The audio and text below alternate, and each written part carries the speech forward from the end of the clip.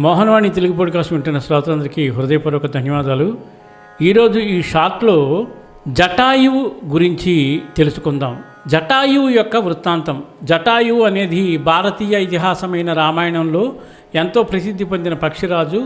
ఆయన శౌర్యానికి, ధర్మానికి, శ్రీరాముడిపై ఉన్న భక్తికి ప్రతీకగా నిలిచాడు. జటాయువు దేవతల రక్షకుడైన గరుడుని వంశానికి చెందిన మహాపక్షి.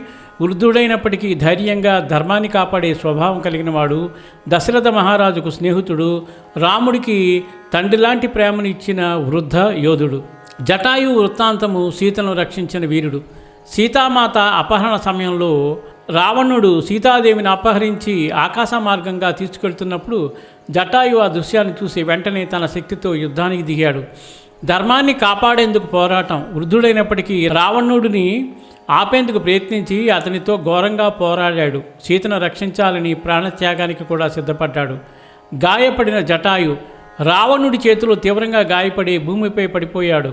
అయితే చివరి క్షణంలో కూడా శ్రీరాముని పేరు జపిస్తూ ధర్మానికి నిబద్ధతగా నిలిచాడు. రాముడితో కలుసుకున్నప్పుడు తర్వాత రాముడు, లక్ష్మణుడు ఆయనను కలిసినప్పుడు జటాయు తన చివరి శ్వాసలో జరిగిన ఘటనను వివరించి సీతని ఎక్కడికి తీసుకువెళ్ళాడో తెలియచేశాడు. మోక్షప్రాప్తి.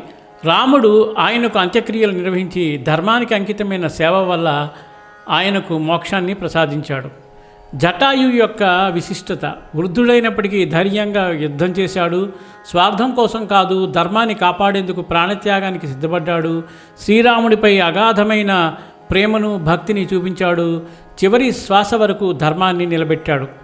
మనకు నేర్పే విషయాలు ఏమిటంటే, వయస్సును కాదు మనసులోని ధైర్యాన్ని, నిబద్ధతను చూసేలా ప్రేరేపిస్తాడు. ధర్మాన్ని కాపాడేందుకు ఎలాంటి త్యాగమైనా చేయాలి.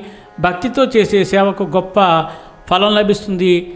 చివరి వరకు ధర్మానికి నిలబడిన వారికి దైవానుగ్రహం లభిస్తుంది. అద్భుతమైన విషయం మనం చాలా జటాయు వృత్తాంతం నుంచి నేర్చుకున్నాము. కాబట్టి దీంట్లో కొన్ని విషయాలైనా మన జీవితంలో పాటించడానికి ప్రయత్నిద్దాం. సర్వేజన సుఖినో భవంతు, లోకా సమస్త సుఖినో భవంతు.